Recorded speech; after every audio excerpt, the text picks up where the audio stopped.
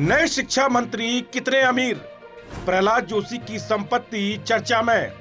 कमाई के मामले में पत्नी से पीछे, कैसा रहा जोशी का सियासी सफर? नीट पेपर लीक मामले के बाद सीजीपी आंदोलन के बीच धर्मेंद्र प्रधान ने शिक्षा मंत्री पद से इस्तीफा दे दिया। अब उनकी जगह केंद्रीय मंत्री प्रहलाद जोशी को शिक्षा मंत्रालय की जिम्मेदारी दी गई है। जोशी को शिक्षा मंत्रालय का अतिरिक्त प्रभार सौंपा गया है। नई जिम्मेदारी मिलने के बाद प्रहलाद जोशी की संपत्ति भी चर्चा में है। उनके लोकसभा चुनाव 2024 के हलफनामे के अनुसार उनके पास करीब 21 करोड़ से ज्यादा की संपत्ति है, जबकि 8 करोड़ की देनदारियां भी हैं। दिलचस्प बात यह है कि करोड़ों की संपत्ति होने के बावजूद प्रहलाद जोशी और उनकी पत्नी के नाम पर एक भी कार रजिस्टर्ड नहीं है।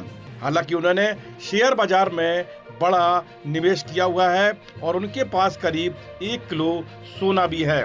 हलफनामे के मुताबिक प्रहलाद जोशी की पत्नी की आय उनसे अधिक है, यानी परिवार की कुल कमाई में उनकी पत्नी का योगदान ज्यादा है। कुल मिलाकर नए शिक्षा मंत्री के पास भले ही लग्जरी कार ना हो, लेकिन शेयर, सोना और अन्य निवेश के जरिए उन्होंने मजबूत संपत्ति बनाई है। प्रहलाद जोशी बीजेपी के वरिष्ठ नेता हैं और कर्नाटक की धारवाड़ लोकसभा सीट से सांसद हैं। वह लंबे समय से राजनीति में एक्टिव है। इससे पहले वह केंद्र सरकार में कई अहम मंत्रालयों की जिम्मेदारी संभाल चुके हैं। माननीय प्रधानमंत्री जी ने पूरा विश्वास रख के मुझे ये जिम्मेदारी सौंपा है।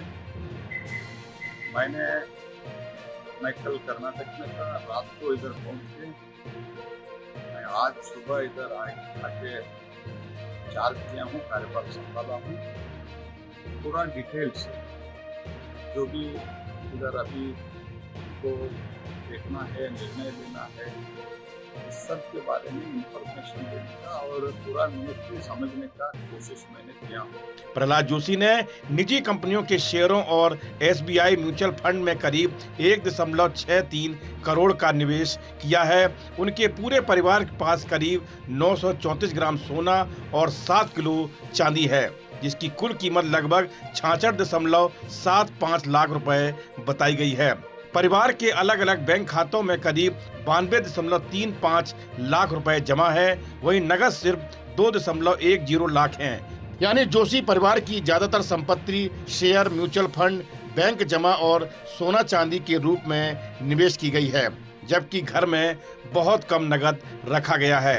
उनकी कुल चल संपत्ति करीब 8 करोड़ 98 लाख रुपए और अचल संपत्ति करीब 12 करोड़ 11 लाख रुपए से ज्यादा बताई गई है। प्रहलाद जोशी के पास कर्नाटक के हुबली और बेंगलुरु में जमीन और आवासीय संपत्तियां दर्ज हैं। हलफनामे में हुबली की जमीन, बेंगलुरु की प्रॉपर्टी और आवासीय भवनों का जिक्र किया गया है। हलफनामे के मुताबिक कमाई के मामले में प्रहलाद जोशी की पत्नी उनसे काफी आगे हैं। वित्त वर्ष 2022-23 के आयकर रिटर्न के अनुसार प्रहलाद जोशी की सालाना आय करीब 34.94 लाख रुपए थी। वहीं पत्नी की सालाना आय करीब 1.81 करोड़ रुपए दर्ज की गई, जो जोशी की आय से कई गुना ज्यादा है। इसके अलावा परिवार की कुल 8.98 करोड़ की चल संपत्ति में से करीब 5.93 करोड़ की संपत्ति सिर्फ उनकी पत्नी के नाम पर है। यानी हलफनामे के अनुसार परिवार की आय और चल संपत्ति में सबसे बड़ा हिस्सा प्रहलाद जोशी की पत्नी के नाम है। चुनावी हलफनामे में प्रहलाद जोशी की पत्नी की संपत्ति को भी शामिल किया गया है। पत्नी के पास बैंक जमा, निवेश और अन्य संपत्तियां दर्ज हैं। दोनों की कुल संपत्ति मिलाकर 21 करोड़ रुपए से भी ज्यादा है। हलफनामे में प्रहलाद जोशी ने अपनी आय का सोर्स लोकसभा से मिलने वाला वेतन, सामाजिक सेवा और व्यवसाय बताया है। वहीं उनकी पत्नी की आय का स्रोत निजी नौकरी और व्यवसाय बताया गया है। प्रहलाद जोशी की संपत्ति से जुड़ी जानकारी 2024 लोकसभा चुनाव के दौरान दाखिल किए गए चुनावी हलफनामे के आधार पर है। ऐसे में संपत्ति के आंकड़े बदलाव पूरी तरह संभव हैं। वहीं अगर उनकी पढ़ाई की बात करें तो उन्होंने कर्नाटक के हुबली के केएस आर्ट्स कॉलेज से बैचलर ऑफ आर्ट्स यानी कि बीए की पढ़ाई की। इसके बाद उन्होंने कर्नाटक यूनिवर्सिटी धारवाड़ से भी शिक्षा हासिल की। छात्र जीवन से ही उनकी रुचि सामाजिक मुद्दों और लोगों से जुड़े कामों में रही। उन्होंने समाज सेवा और जनहित के कामों में भी हिस्सा लिया। पढ़ाई पूरी होने के बाद उन्होंने राजनीति में सक्रिय भूमिका निभानी शुरू की और धीरे धीरे संगठन में अपनी मजबूत पहचान बनाई। प्रहलाद जोशी को राजनीति और संसद में 2 दशक से ज्यादा का अनुभव है। वे लंबे समय से बीजेपी के साथ जुड़े हुए हैं और पार्टी में कई अहम जिम्मेदारियां संभाल चुके हैं। मई 2019 से जून 2024 तक वह केंद्रीय मंत्री के तौर पर संसदीय कार्य, कोयला और खनन मंत्रालय संभाल चुके हैं। इस दौरान उन्होंने संसद के कामकाज को सुचारू रखने और कई बड़े कानूनों को पास कराने में अहम भूमिका निभाई।